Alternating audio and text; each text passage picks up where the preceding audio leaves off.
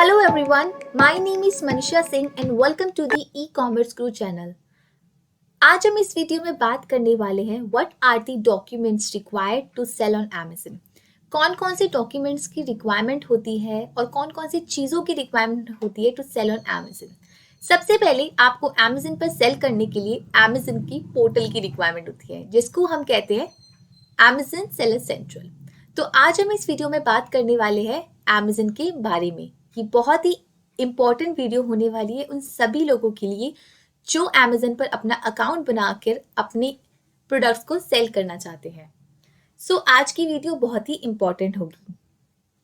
Also अगर आपने अभी तक इस चैनल को सब्सक्राइब नहीं किया है तो जल्दी से चैनल को सब्सक्राइब करें और बेल आइकन को प्रेस करना ना भूलें ताकि आपको हमारी हर वीडियोस की अपडेट मिलती रहे। सो चलिए स्टार्ट करते हैं। तो सबसे पहले Amazon पर अपना अकाउंट क्रिएट करने के लिए आपको Amazon सेलर सेंट्रल की जरूरत पड़ेगी जो कि एक पोर्टल है Amazon का जहां पर सारे सेलर जाके अपना अकाउंट क्रिएट करके यहीं से सब कुछ मैनेज करते हैं और इसके फीचर को यूज करके Amazon पर ग्रो करते हैं। सो आपको Amazon सेलर सेंट्रल के बारे में अब पता चल गया है। Now, what are the documents required to creating your account on the Amazon Seller Central account? Number 1, GST. Number 2, PAN card. Number 3, bank account details. Bank account में आपका बैंक अकाउंट कुछ भी हो सकता है, चाहे वो करंट हो या सेविंग हो। योर वैलिड ईमेल आईडी, आपको अपनी वैलिड ईमेल आईडी देनी होगी। आपका active mobile number, address proof में आप कुछ भी दे सकते हैं, आधार कार्ड या वोटर आईडी कार्ड और डिजिटल सिग्नेचर। सो अगर आपके पास ये सारे डॉक्यूमेंट्स हैं तो आप इजीली Amazon पर अकाउंट क्रिएट कर सकते हैं। और हाँ, एक और इम्पॉर्टेंट बात, कई बार कुछ सेलर्स ऐसे होते हैं जो कि अपना अकाउंट क्रिएट करने की कोशिश करते हैं और किसी तरीके से कर भी देते हैं, लेकिन कुछ प्रॉब्लम्स होने की वजह से वो दोबारा से अकाउंट क्रिएट करने की सोचते हैं किसी दूसरी ईमेल आईडी से या एक्टिव मोबाइल नंबर से। तो let me tell you guys कि अगर आप ऐसा करें तो Amazon आपका दोनों अकाउंट बंद कर देगा, जो आपने पहला अकाउंट बनाया है वो भी और दूसरा अकाउंट बनाया है वो भी, क्योंकि इसमें आपका GST नंबर और पैन कार्ड होता है। सो आप एक ही बार अपना अकाउंट क्रिएट कर सकते हो Amazon पर। अगर आपने ऑलरेडी अपना अकाउंट क्रिएट कर रखा है और जिसमें कुछ प्रॉब्लम आ रही है तो पहले आपको Amazon पे जाके उसे ब्लॉक कराना पड़ेगा, उसके बाद ही आप दूसरा अकाउंट क्रिएट कर सकते हो। सो अब इन डॉक्यूमेंट्स और रिक्वायरमेंट को हम डिटेल में जानते हैं। तो चलिए स्टार्ट करते हैं। सबसे पहले आपको अपना बिजनेस नेम, अपना बिजनेस टाइप Amazon की रिक्वायरमेंट है, आपको ये बताना पड़ता है।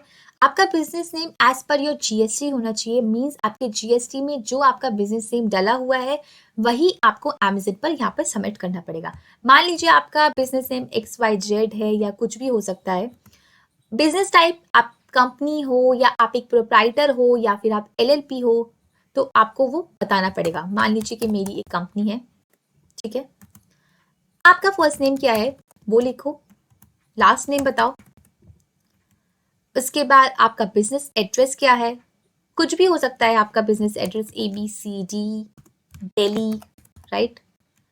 पिकअप एड्रेस, सो आपका बेसिकली पिकअप एड्रेस और बिजनेस एड्रेस अलग हो सकता है। बिजनेस एड्रेस वो जो आपके GST में डला हुआ है,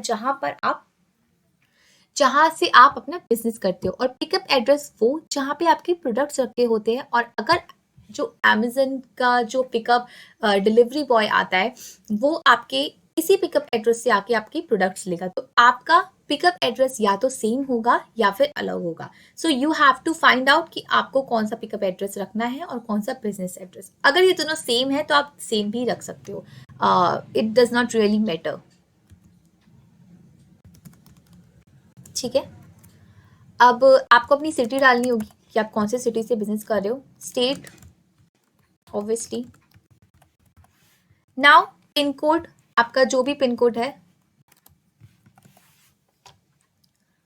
आपका मोबाइल नंबर, आपका कॉन्टैक्ट नंबर, आप प्राइमरी और सेकेंडरी मींस आप जो मेन नंबर यूज करते हो वो, और कोई अल्टरनेटिव अगर आपके पास है तो आप वो भी डाल सकते हो।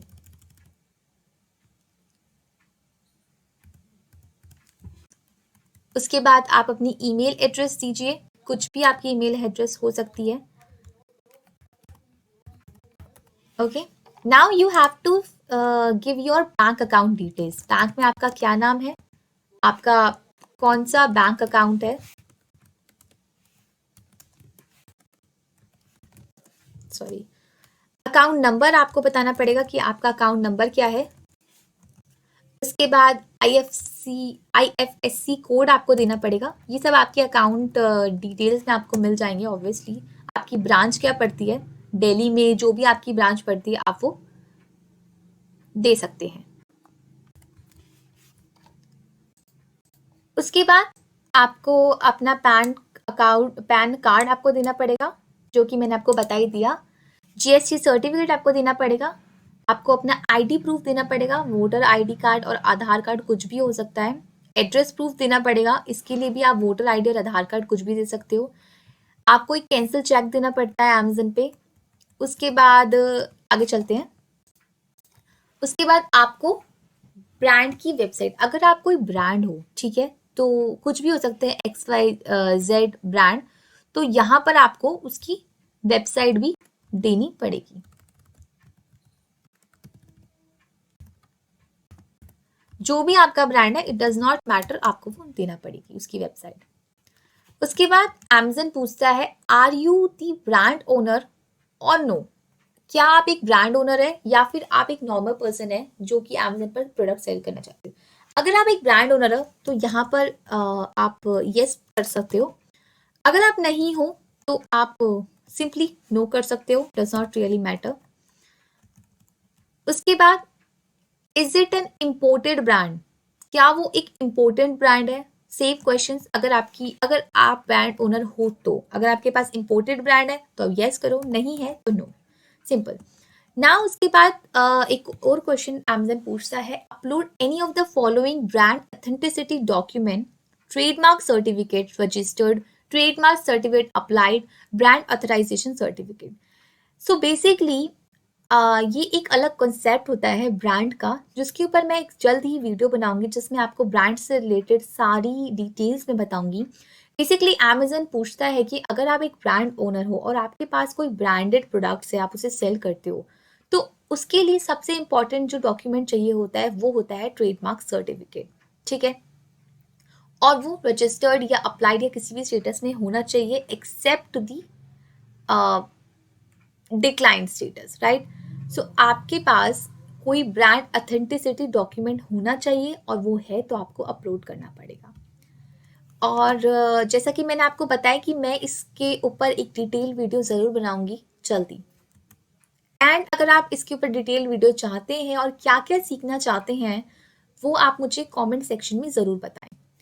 Last is digital signature. So आपको यहाँ पे अपना डिजिटल सिग्नेचर करना पड़ेगा। So basically these all are the documents required for creating your Amazon Seller Central account. अगर आपके पास ये सारी इंफॉर्मेशन है तो आप इजीली अकाउंट क्रिएट कर सकते हो बिना किसी प्रॉब्लम के साथ। वीडियो को एंड तक देखने के लिए थैंक यू सो मच। अगर आपको ये वीडियो पसंद आई है तो वीडियो को लाइक, कमेंट एंड शेयर ज़रूर कीजिएगा। और अगर आप हमसे जुड़ना चाहते हैं तो इन सभी सोशल मीडिया चैनल पर आप हमसे जुड़ सकते हैं और कोई भी क्वेरी हमसे पूछ सकते हैं। तो आज के लिए बस इतना ही, मिलते हैं नेक्स्ट वीडियो में, तब तक के लिए bye bye and follow e commerce group.